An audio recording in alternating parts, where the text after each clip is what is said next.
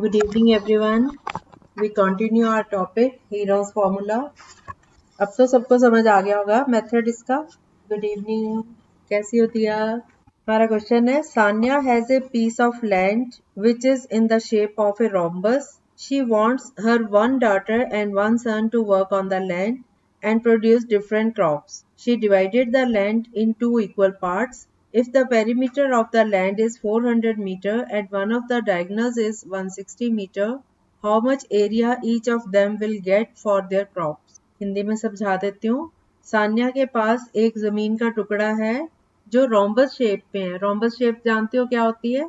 जैसे पतंग, पतंग जैसी शेप. पतंग पता है क्या होती है? काइट. चलो, ऐसा ऐसा क्वाड्रिलेटरल जिसकी चारों साइड्स बराबर हो. जैसे स्क्वायर होता है, स्क्वायर तो पता है ना सबको. वर्ग, वर्ग की चारों साइड्स बराबर होती है, पता है ना सबको. ऐसे ही रोम्बस, रोम्बस की भी चारों साइड्स बराबर होती हैं. ये भी एक आयत है, आयत आकार है, क्वाड्रिलेटरल है और इसके चारों साइड्स इक्वल है लेकिन चारों एंगल्स इक्वल नहीं होते. और इसके जो डायगोनल्स होते हैं they are perpendicular bisector of each other. जो दोनों डायगोनल्स हैं ए बी सी डी, अगर एक रोम्बस है तो ए सी और बी डी एक दूसरे के ऊपर परपेंडिकुलर हैं और सेंटर से निकलते हैं और राइट एंगल बनाए के निकलते हैं. एक दूसरे पे परपेंडिकुलर भी होते हैं और एक दूसरे को आधा आधा में डिवाइड करते हैं. ठीक है.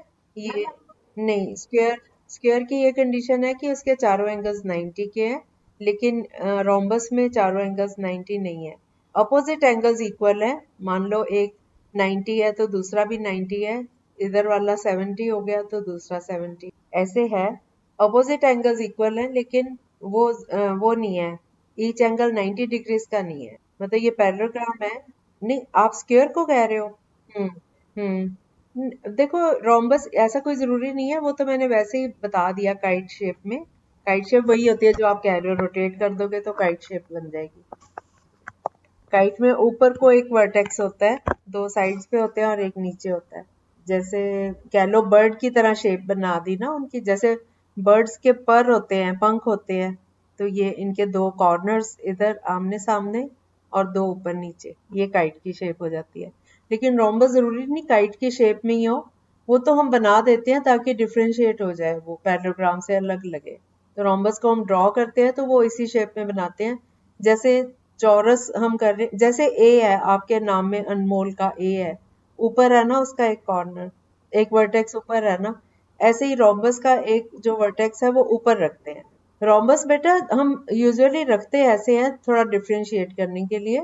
अगर आप सीधा पैरेललोग्राम की तरह भी उसको ड्रॉ करोगे तो वो भी, अगर चारों साइड्स इक्वल हैं और वो पैरेललोग्राम है और उसके डायगोनल्स जो है वो एक दूसरे के परपेंडिकुलर बाइसेक्टर हैं, ये कंडीशंस अप्लाई हो रही हैं, तो चाहे आप इसको ऐसे रखो या ऐसे रखो, रहेगा रोम्बस ही रहेगा. ठीक है.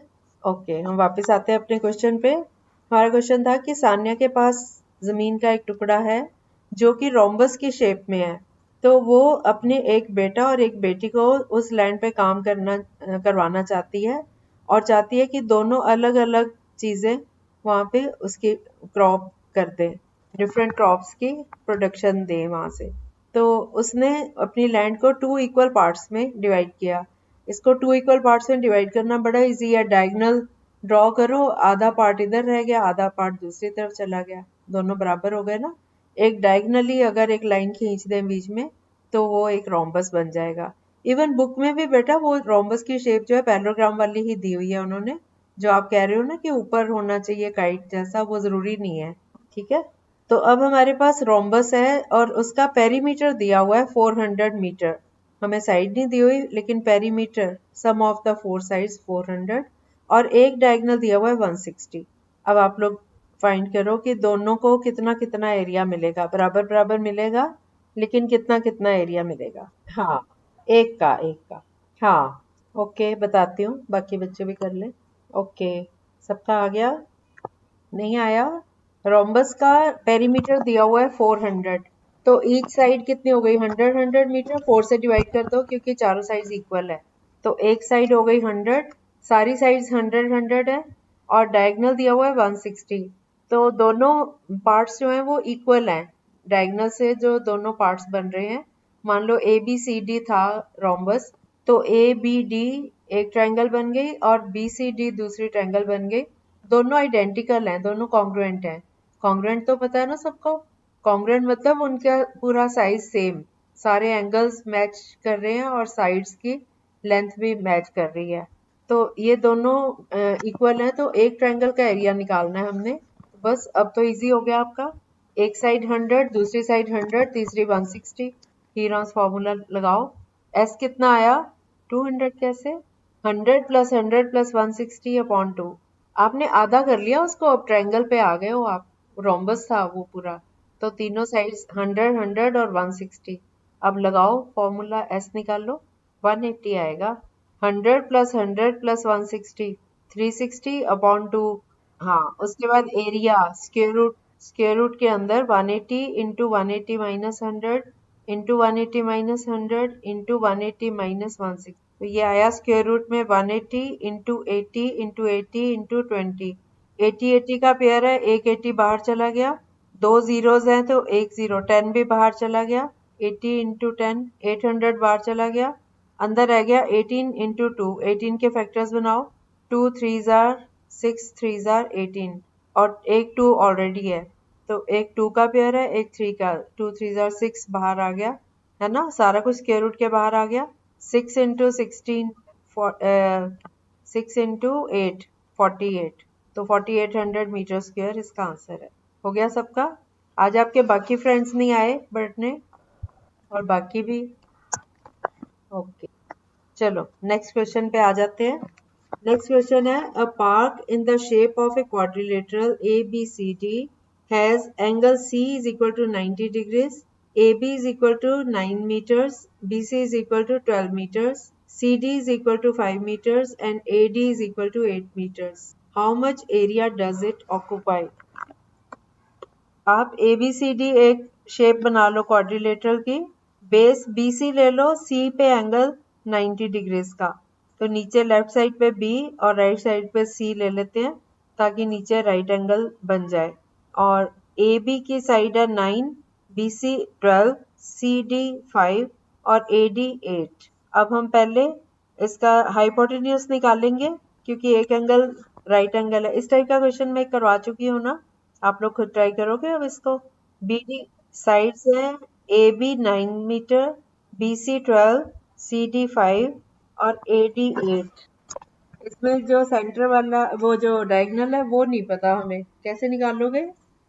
पाइथागोरस थ्योरम से वो साइड आ जाएगी, फिर दोनों ट्रायंगल्स का एरिया निकालना है और उनको ऐड कर देना है, नहीं रूट्स को सॉल्व करना है। ठीक है। प्रतीक, आपको समझ आ रहा है बेटा? हाँ, मैं तो करवा ही देती हूँ। 1 मिनट बाकियों को ट्राई कर लेना, पहले बच्चों को ट्राई कर लेने देते हैं, फिर मैं तो हर क्वेश्चन बता देती हूँ, फिर तो समझ आ जाता है ना। ठीक है। यशराज आपको समझ आ रहे हैं यहाँ सम्स? आप लोग ट्राई कर रहे हो अभी? वेट करूँ किसका? अच्छा, ओके ओके, उसको समझ आ रहा है ना? ठीक है। अभी ये वाला क्वेश्चन ट्राई करना चाहते हो अभी कि बता दूं? ओके। इस क्वेश्चन में ये चारों साइड्स दी हुई हैं लेकिन डायगोनल नहीं दिया हुआ, लेकिन एक एंगल है 90 डिग्रीज का। तो हमने जब हाइपोटेन्यूज ये डायगोनल ले लिया BD, तो हमारे पास दो ट्रायंगल्स हो गई ABD और BCD।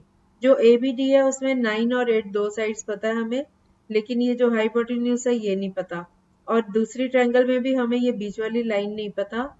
हालांकि हम नीचे वाली जो ट्रायंगल है BCD, उसका ट्रायंगल का एरिया निकाल सकते हैं half into base into height करके। तो हाफ इंटू 12 इंटू 5 करके ये आ गया हमारा, 2 से 12 की कटिंग की, तो 6 5 जार 30 मीटर स्क्वायर ये नीचे वाली ट्रायंगल का आ गया। अब हमें ऊपर वाली जो ट्रायंगल है ABD, उसके लिए BD की लेंथ पता होनी चाहिए, तो वो हम पाइथागोरस थ्योरम से करेंगे। वो मैंने कल भी एक सम करवाया था इस तरह का। तो ये BCD में बेस 12 और हाइट है 5, तो hypotenuse square is equal to base square plus perpendicular square, तो BD square is equal to 12 square plus 5 square. 12 square 144 हो गया, 5 स्क्वायर 25, 144 प्लस 25 किया तो 169 आ गया, और 169 का स्क्वायर रूट लोगे तो 13 इंटू 13 169 होता है, तो 13 आ गई BD की लेंथ। अब हमें BD की लेंथ पता चल गई, 13, तो ए बी डी में 9, 8 और 13 इन तीनों से हम एरिया निकालोगे। अब पाइथागोरस लगाओ इस पे, ये सॉरी हीरोस फॉर्मूला लगाओ और एरिया निकालो। 9, 8, 13, यस। कंफ्यूज हो रहे हो? ओके। अब हमारे पास तीन साइड्स आ गई ना, 12, 5 और 13। अब हम इसका एस निकालेंगे पहले। एस कितना आया? सॉरी, ये आई 9, 8 और 13, है ना। एक ट्रायंगल का तो हमने निकाल लिया था, 9, 8 और 13। तो 9 प्लस 8 प्लस 13 अपॉन 2 किया तो 30 अपॉन 2 विच इज 15। एरिया का फॉर्मूला लगाया, square root S into S minus A into S minus B into S minus C is equal to square root 15 into 15 minus 9 into 15 minus 8 into 15 minus 13। तो ये आ गया square root 15 into 6 into 7 into 2। अब हम 15 को और 6 को split कर लेते हैं। 15 होता है 3 इंटू 5 और 6 होता है 3 इंटू 2। 7 और 2 पहले ही प्राइम नंबर है। अब पेयर्स इसमें कौन कौन से, एक तो हमारे पास 3 का पेयर आ रहा है, तो एक 3 स्क्वायर रूट के बाहर चला गया। एक 2 का पेयर है तो एक 2 बाहर चला गया, 3 2 6 बाहर चला गया। और 5 और 7 दोनों प्राइम नंबर है और उनके पेयर्स नहीं है, तो 5 7 35 जो है वो स्क्वायर रूट के अंदर रहेगा। तो ये आ गया हमारा 6 रूट 35। अब 35 का स्क्वायर रूट निकाल लो। ये अप्रोक्सीमेटली 5.9 आ रहा है। 6 को 5.9 से मल्टीप्लाई किया तो ये 35.4।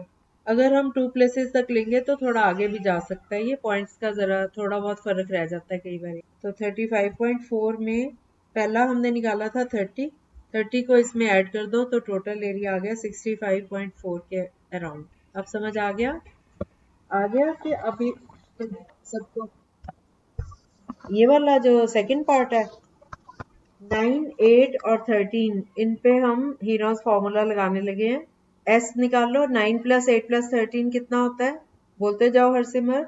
9 प्लस, हाँ 30 को 2 से डिवाइड करो, 15। अब आप एरिया का फॉर्मूला लगाओ। Square root 15 into 15 minus 9 into 15 minus 8 into 15 minus 13 क्या क्या आ जाएगा?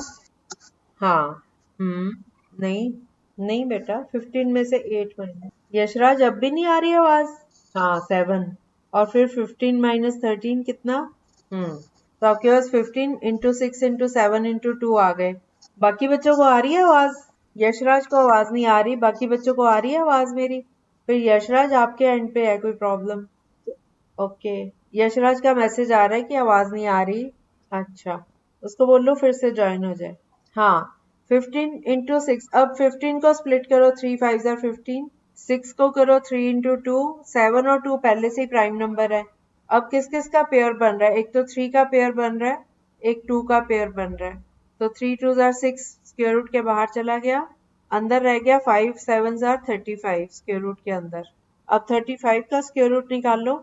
आता है ना आपको? स्क्वायर रूट बेटा, 35 का स्क्वायर रूट ठीक आ गया। Square root 5.9। अब 5.9 को 6 से मल्टीप्लाई करो, 6 रूट 35 था ना, 35.4 आ गया। 30 पहला था, दोनों को ऐड करो तो 65.4 आ गया आंसर। चलो नेक्स्ट क्वेश्चन पे आए। अब ये वाला हो गया सबका। नेक्स्ट क्वेश्चन है, find the area of a quadrilateral ABCD in which AB is 3 centimeter, BC is 4 centimeter, CD is 4 centimeter, DA is 5 centimeter and AC is 5 centimeter। Numbers फिर से बोल रही हूँ, इसमें डायगोनल भी दिया हुआ है और ये क्वाड्रिलेटरल है। इसका एरिया फाइंड करना है, इसकी चारों साइड्स और एक डायगोनल दिया हुआ है। तो जो डायगोनल है वो एक क्वाड्रिलेटर को 2 पार्ट्स में डिवाइड कर रहा है, 2 ट्रायंगल्स में। दोनों ट्रायंगल्स की अब तीनों साइड्स आपको पता चल गई, तो आप दोनों ट्रायंगल्स का बारी बारी से एरिया निकालो और ऐड कर दो। मैं साइड्स फिर से बता रही हूँ। हाँ, साइड्स फिर से बता रही हूँ। ABCD क्वाड्रिलेटरल है। AB 3 सेंटीमीटर, उससे अगली साइड 4 सेंटीमीटर BC, फिर CD तीसरी साइड है 4 सेंटीमीटर, फिर DA चौथी साइड भी 5 सेंटीमीटर और AC A को C से ज्वाइन कर दिया, तो ये वाला जो डायगोनल है ये 5 सेंटीमीटर। हाँ हाँ, हम स्क्वायर रूट्स जो आते हैं ना बीच में उनको सॉल्व करते होते हैं मिला के दोनों का। नहीं, क्या 9.2 एक पार्ट का बोल रहे हो? हाँ, कितना? हाँ हाँ ठीक है। इसमें ज़्यादा कैलकुलेशंस नहीं है, तो ट्राई करो जल्दी करने की। बाकी बच्चे, किसी को नहीं करना आ रहा तो पूछ सकते हो आप। नहीं आ रहा करना, ओके। मैं बेटा आपको थोड़ा सा टाइम देती हूँ कि ये तो सिंपल था ना, थोड़ा सा आप ट्राई भी करो। अब तो बहुत इजी था। आपके पास कितनी साइड्स हैं? 3 4। देखो ये एक क्वाड्रिलेटरल है ए बी सी डी। ये दो ट्रायंगल्स बन गई, एक तो ए बी सी बन गई, एक ए डी सी। इतना समझ आ गया? ए बी सी की साइड्स हैं 4 3 और 5। तो पहले 3 4 5 इनका इस ट्रायंगल का एरिया निकाल लो, बहुत इजी है ये तो। एस निकाल लो, 3 + 4 + 5 अपॉन 2। 3 4 7 और 5 12। 12 को 2 से डिवाइड करो, 6 आ गया, है ना। अब एरिया निकाल लो, रूट 6 × 6 - 3 × 6 - 4 × 6 - 5। तो ये आ गया स्क्वायर रूट में 6 × 3 × 2 × 1। 3 2s are 6 होता है, 6 एक ऑलरेडी है, एक और हो गया। 6 का पेयर है तो इसका स्क्वायर रूट आ गया 6। यहाँ समझ आ गया इतना? अगर किसी को कहीं पे भी नहीं समझ आया तो वहां पे मुझे रोक के दोबारा पूछ सकते हो। ये एक पार्ट का एरिया आ गया, एक ट्रायंगल का एरिया 6 मीटर स्क्वायर, इतना आ गया ना। अब हम दूसरी ट्रायंगल में जाएंगे, एडीसी। इसकी साइड्स है 5 4 और 5। अब इनका निकालो एरिया। एस आया 5 + 5 + 4 divided by 2। This is 5 5 10 and 4 14। 14 को 2 से डिवाइड किया, 7 आ गया। एरिया ऑफ ट्रायंगल हो गया square root 7 × 7 - 5 × 7 - 5 into 7 - 4. This is equal to square root 7 into 2 into 2 into 3. अब इसमें 2 into 2 एक पेयर है, एक इसका 2 स्क्वायर रूट के बाहर चला गया, और 2 into 2 का स्क्वायर रूट 2 हो गया ना। और 7 into 3 ये दोनों प्राइम है और इनका कोई पेयर नहीं बन रहा, तो 7 3s are 21, ये स्क्वायर रूट के अंदर रहेगा। अब 21 का स्क्वायर रूट निकाल के बताओ कितना आएगा। स्क्वायर रूट तो आता है ना सबको। 21 का स्क्वायर रूट, लॉन्ग डिवीजन से स्क्वायर रूट किस किस को नहीं करना आता, और बाकी बच्चों को मैं आपको स्क्वायर रूट की अपनी एक ऑडियो ढूंढ के भेजती हूँ। हम्म। हाँ हाँ हाँ। हम्म हम्म। हाँ। हम्म। Okay okay. आप लोग भी इस तरह से कर लो। अच्छा, दैट्स गुड।